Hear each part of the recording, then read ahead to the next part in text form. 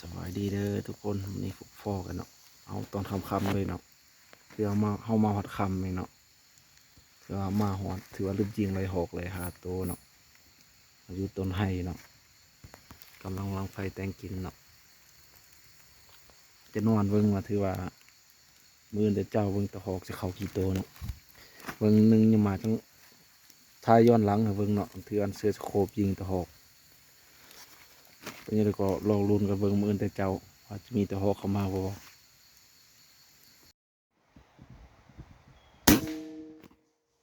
ลาบลอยตะโกกลง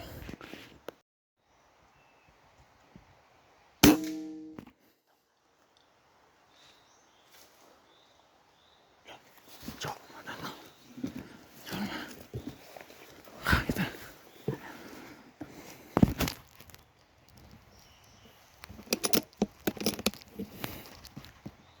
แล้วก็เล่นต้องเจอเวทาย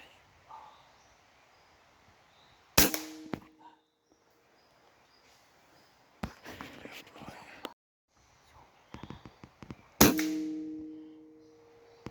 เรียบร้อยเนี่ยเนาะ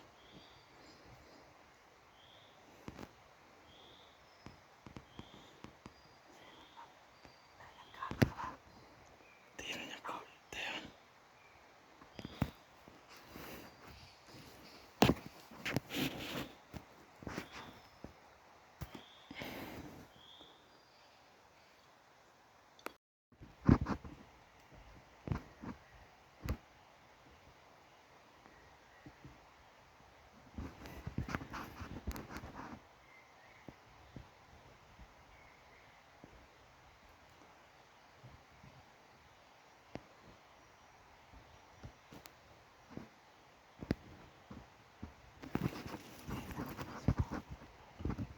พยาจะลง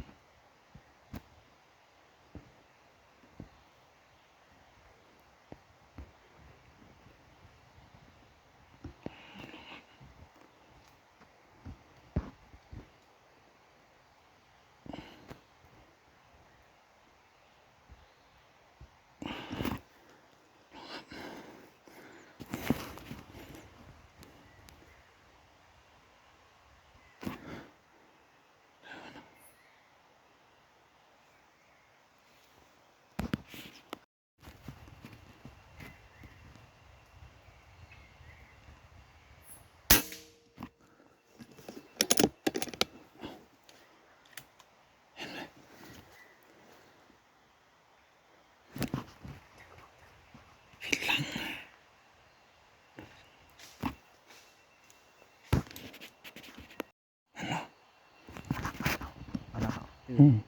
เสียงนั่นหรอ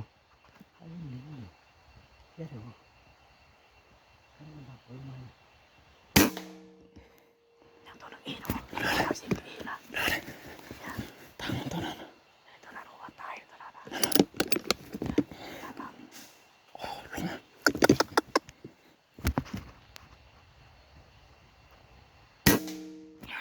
เรียบร้อย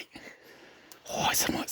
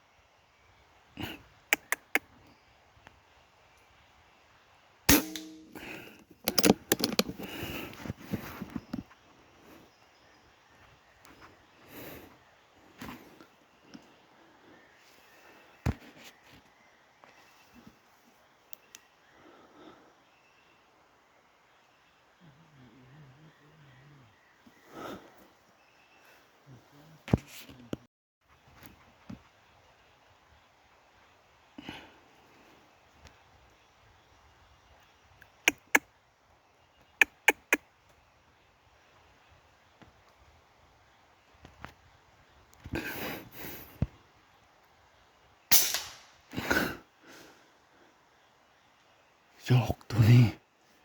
ทึกมึง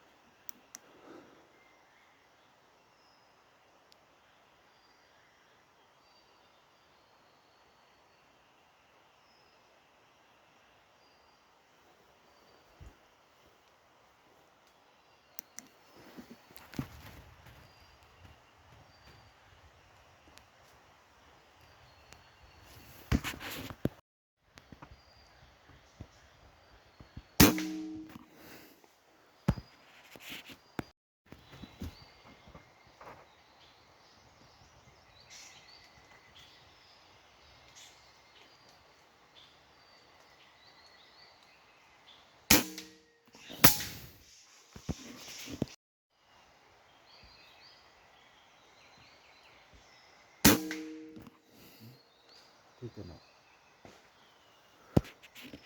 ตัวหนังสือนี่เหรอเห็นปะ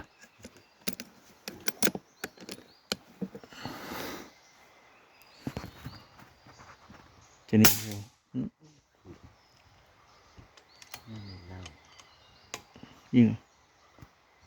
ยิงอันนะเป็นเหรอ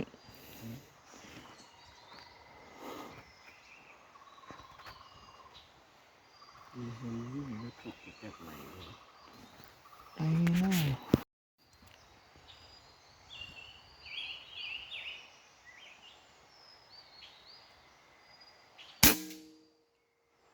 อืม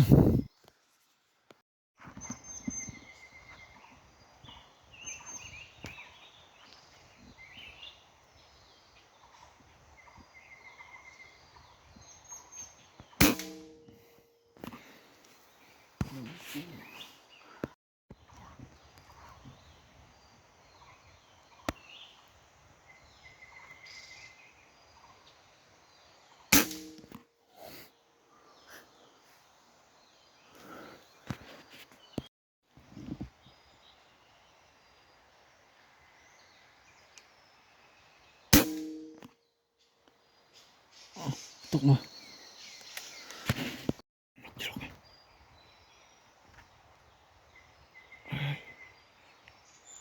จกมาตัวนั้นนะ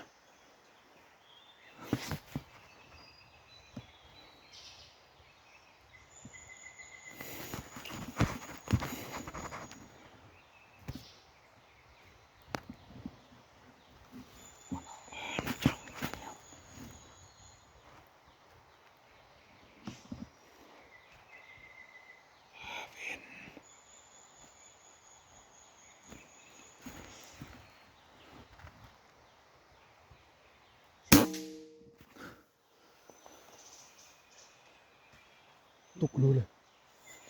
นี่เขา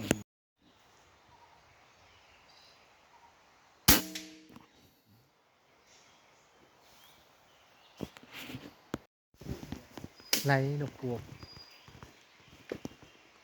เนาะถือว่าตอนเช้ามื้อนี้เฮาอยู่เนาะต้นไห้ต้นสูง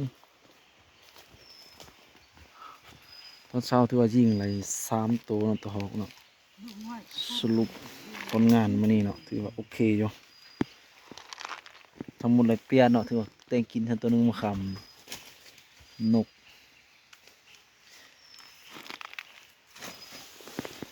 วันเฮานอนเรียบ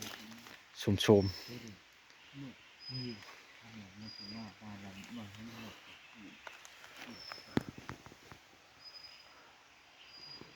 ถือว่าจะเลยครับแล้วเนาะ